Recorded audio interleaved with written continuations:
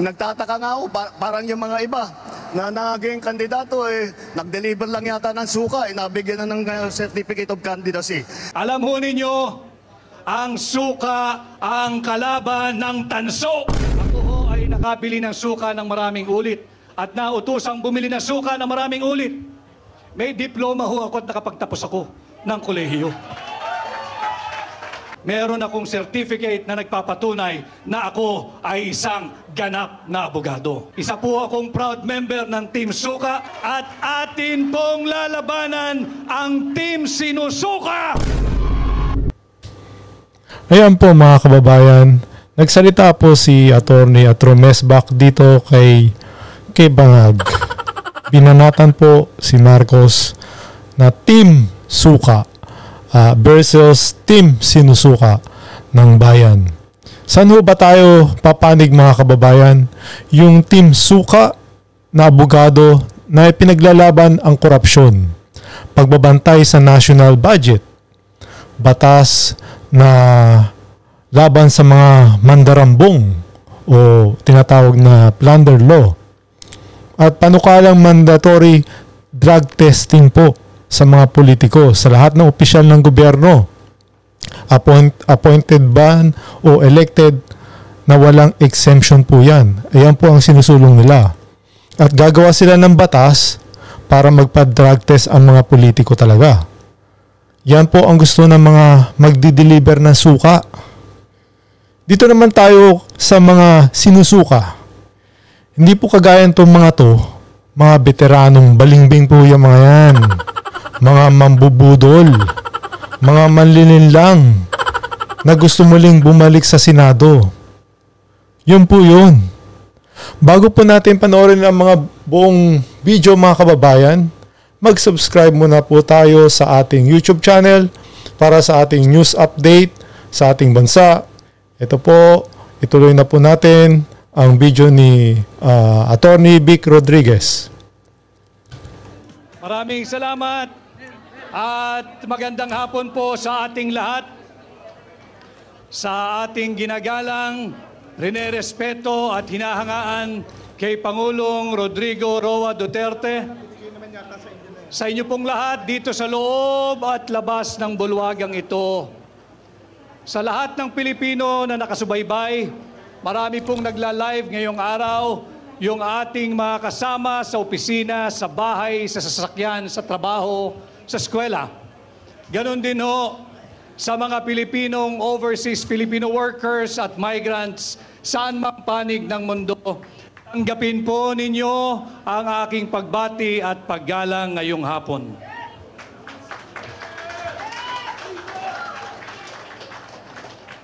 Ako po ay nagpapasalamat at ako'y gabilang sa inyong programa ngayong hapon. Salamat kay Pangulong Duterte at ako'y isinama dito sa tinatawag nating Duterte Senatorial Candidates. Tumugon po ako sa hamon na pamunuan ang tunay at maisog na oposisyon upang labanan at ilunsad ang gera laban sa korupsyon.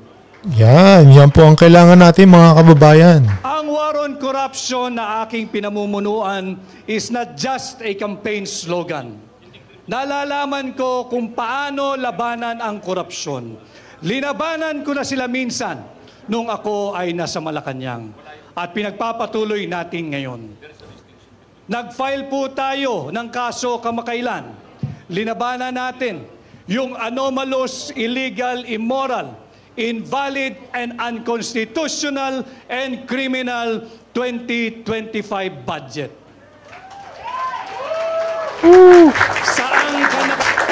Yan po ang kailangan natin mga kababayan. Yung mga ganyang tao na ito nga binubusisi yung budget natin na at ayun, ayaw po niya ng korupsyon. Ayun po yung magbabantay sa mga korap. At dapat po iano po nila, magpasapo sana sila ng batas na itong mga nangungurap na to, alam nyo na, meron dyan dapat matuloy yung bitay. Magkaroon na ho tayo ng death penalty sa mga ganyang mga politiko dahil ho kinakamkam mo talaga yung sobra na ho garapalan na ho talaga. Dapat ho yan magkaroon ho ng takot yung mga mga politiko na yan, mga nasa gobyerno na gumawa ng korupsyon. Dahil hanggat hindi ho, wala hong batas na ganun na mangyayari, naku ho, tuloy-tuloy pa rin ho yan. Hindi ho matatapos yan. Maniwala ho kayo. At laging gutom yung mga yan. Laging gutom yung mga bulsa yung mga yan. Yan po, kailangan ho natin, tandaan po natin, si Attorney Vic Rodriguez po. Yan po, maaasahan po natin yan. At syempre po, suportahan na po natin pati ho na ho yung mga kasama niya.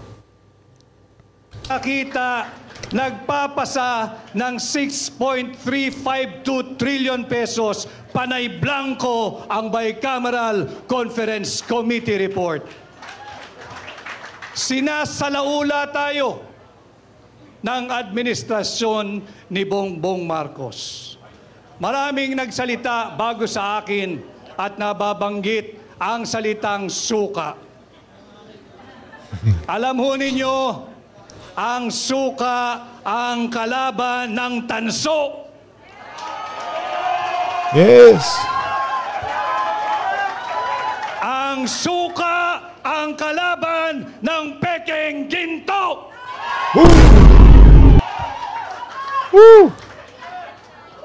Hindi man po ako gumagawa ng suka, subalit nung ako ho ay bata, maraming beses din naman akong nautusang bumili ng suka ng aking ina.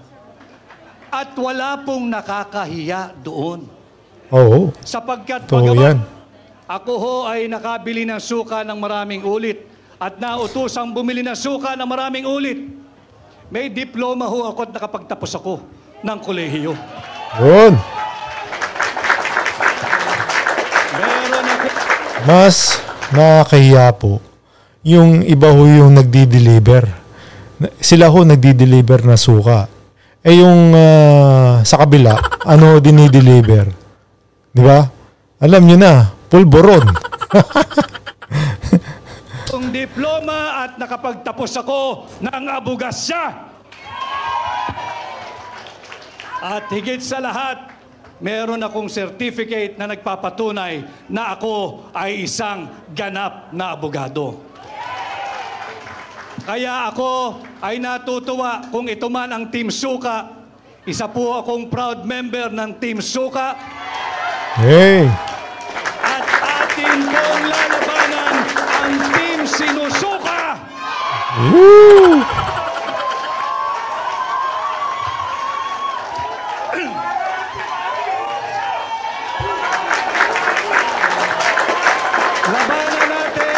Labanan natin ang mga mambubudol. Oo.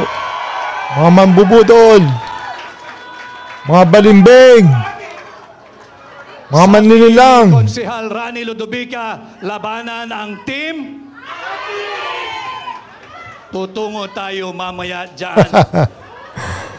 Alam ho ninyo, tinanggap ko ang hamon na pamunuan, ang tunay at maisog na oposisyon. Ang tunay at maisog na senador ninyo sa Senado.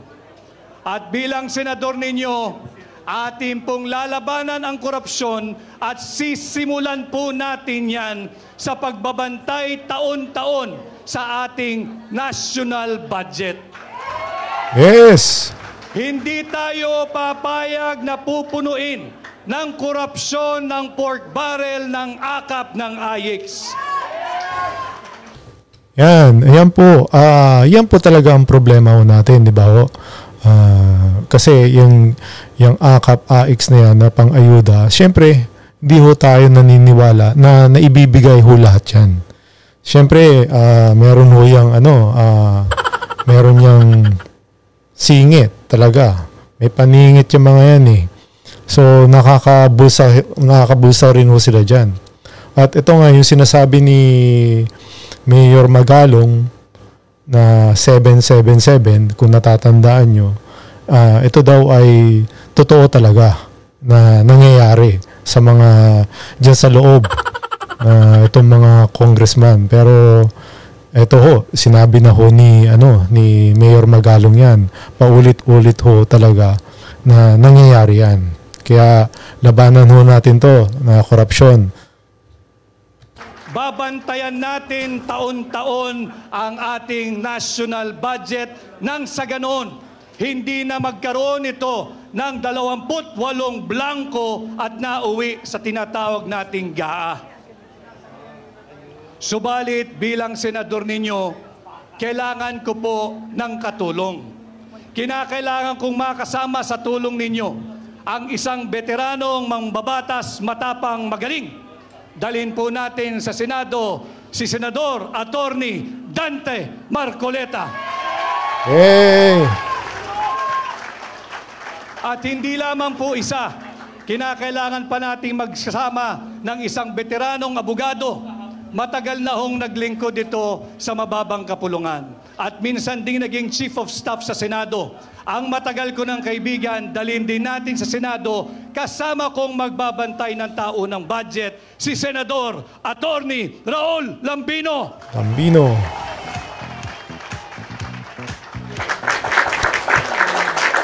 At bukod po sa pagbabantay ng ating tao ng budget, makailang beses ko na rin pong napaliwanag at nailahad sa inyo. Bilang senador, akin pong aamyendahan ang tinatawag nating plunder law o yung batas laban sa pandarambong.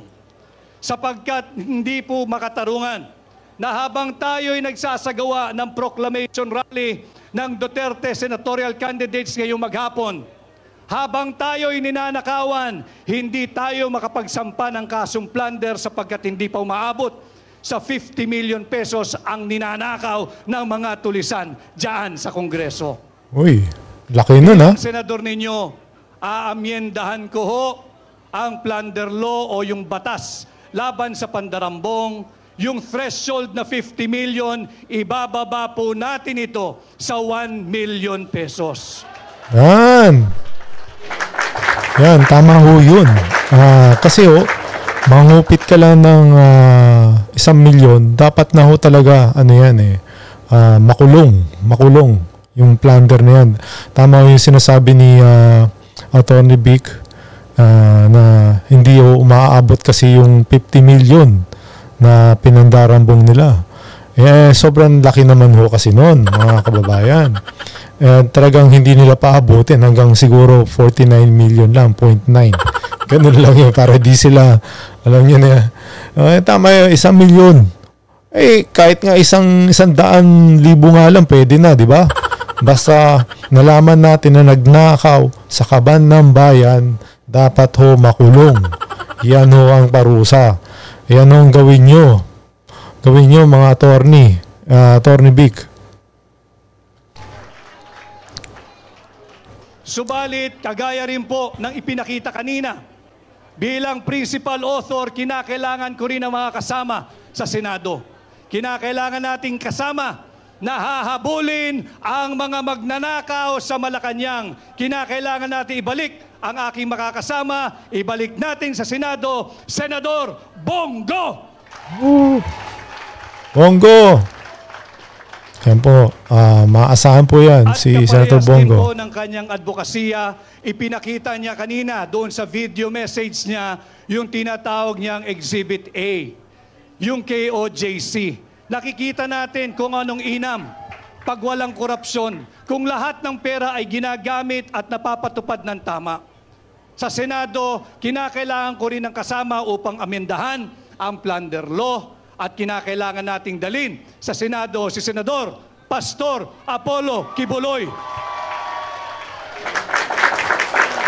Pastor Kibuloy. At pag naamendahan po natin ang plunder law, isa sa batas ko po ang pagbabalik ng death penalty sa lahat na magnanakaw sa pera nating mga Pilipino.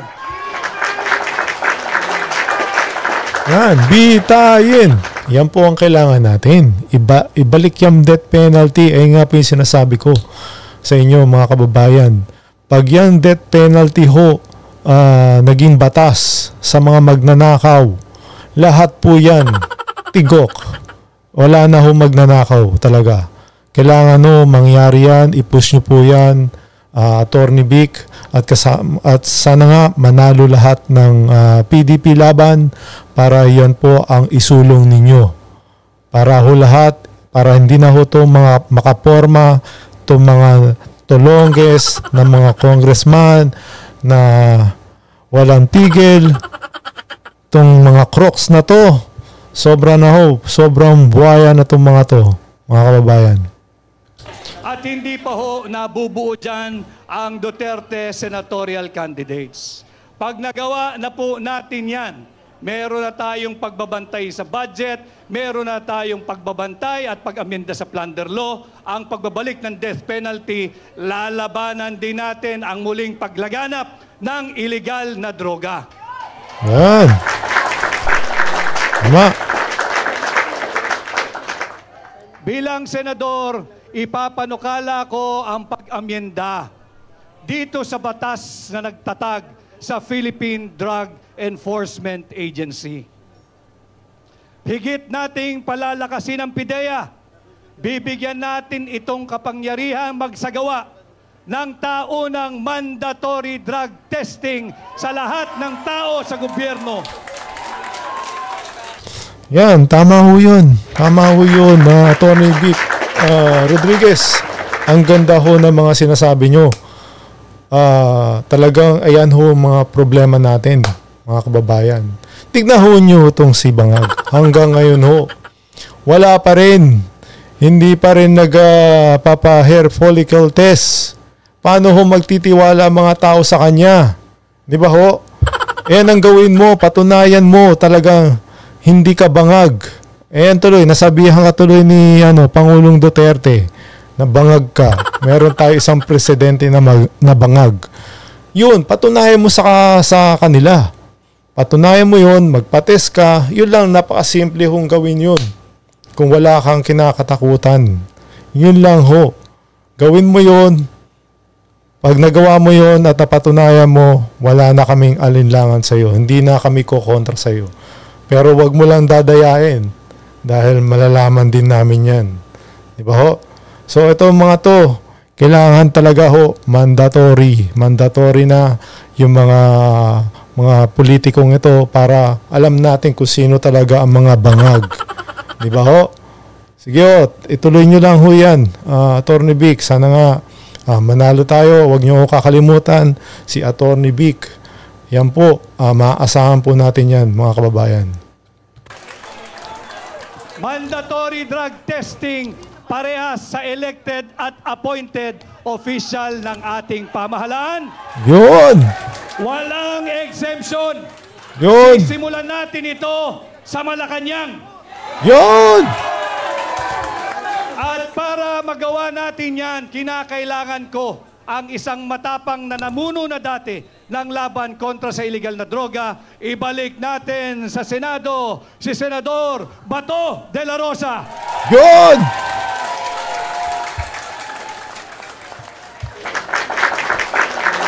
Siyempre, kinakailangan din natin ng mga kasamang abogado.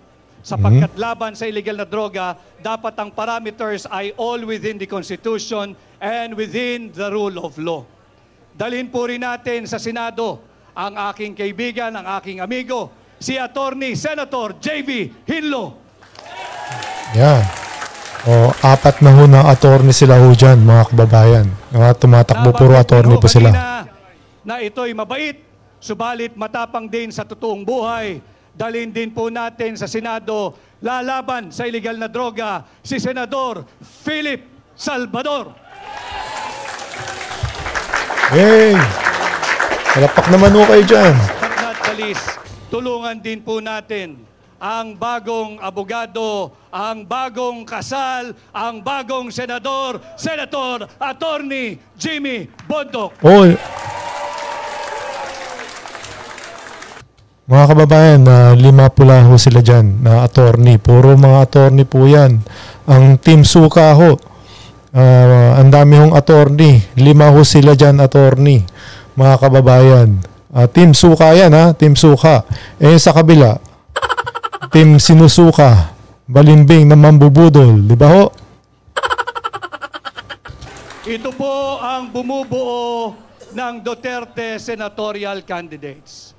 Tulungan niyo po lahat kami mga kampanya, tulungan niyo po tayo lahat na mapunta sa Senado. Ang issue po natin ngayon ay ang maanumalyang 2025 budget. Subalit pilit nilang linilihis kung kaya't puinersa nilang ipasok itong unconstitutional na impeachment complaint laban kay Vice President Inday Sara Duterte. Sinasabi kong unconstitutional sapagkat pinangalanan nila itong verified impeachment complaint. Alam na mga abogado rito, pag sinabi mong verified, dapat ito'y nabasa mo.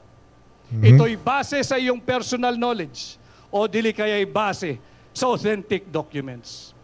Pinagyayabang nila 215 signatories. 215 signatories. Trinabaho nila ng 7 oras. You have to help me do the math. Kung tayo'y magbabasa ng 32, 33 page complaint, kada tao kinakailangan ng 10 minuto. Sa loob ng 1 oras, 6 na tao lamang ang makakapagbasa at makakapag-unawa ng complaint na yan. 6 na tao sa loob ng 1 oras, i-multiply mo ng 7. 42.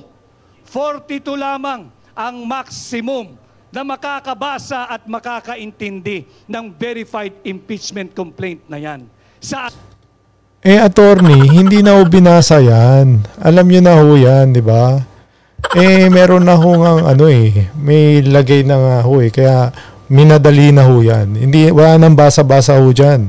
Alam nyo na, ang ginawa nila, minadali ho talaga yan. Minadali. At hinabol nila.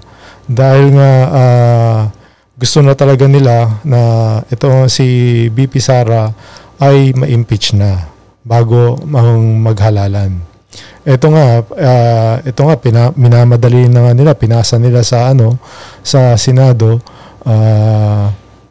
para ito nga maumpisahan na atat na nga ho sila. So alam na ho natin na minadali ho yan. Hindi ho na nila binasa dahil nga pagbabasahin pa nila wala silang oras at kailangan na nga rin nila yung panggastos nila. Yun ho, ayun ho nangyari. Kaya itong mga taong to, wag ho nating kakalimutan mga congressman na to, longest na mga to, na ang hangarin lang ay, yun nga, makakuha dun sa loob. Alam mo yan, kay Tambaluslos. Yun lang ho yun.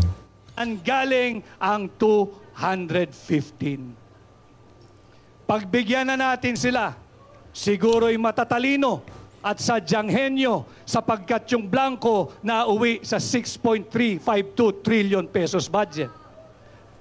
Kung makakabasa po ay 2 mambabatas kada 10 minuto, meron lamang pong makakapirma at makakaunawa ng 12 sa loob ng 1 oras. And again, you have to help me do the math. 12 times 7 hours, it will only give you what? 84.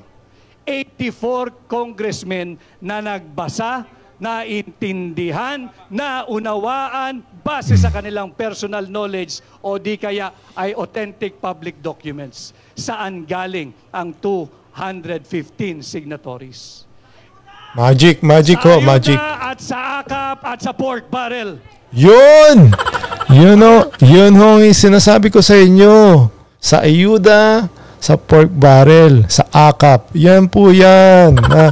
Nadali mo, Attorney Rick. Nadali mo. Yan po, alam po nila yan. Nadali mo. Ngayong eleksyon, we should all understand what is at stake for our country this midterm election. Ninanakaw na ang pera nating mga Pilipino. Nagbebenta ng 25 toneladang ginto. Hindi sinasabi kung sinong bumili at magkano ang pagbebenta nito. Pati ba naman ang posisyon ng pangalawang Pangulo na nakawin pa rin ng Marcos administration? Kaya importante, mahalaga na tayo'y nagkakaintindihan. Let us protect the 32 million Filipinos who legally, constitutionally, lawfully, and democratically elected Vice President Inday Sara Duterte para ating maging pangalawang Pangulo. Yes. Huwag nating hayaang nakawin ng iilang elitistang mangbabatas ang pangalawang Pangulo mula kay Inday Sara Duterte.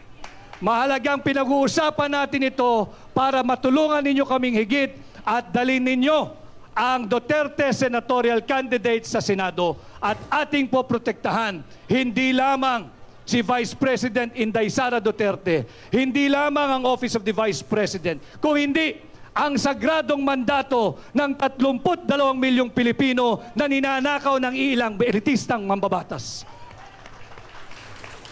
At muli ho, ako'y nagpapasalamat sa inyong mainit na pagtanggap.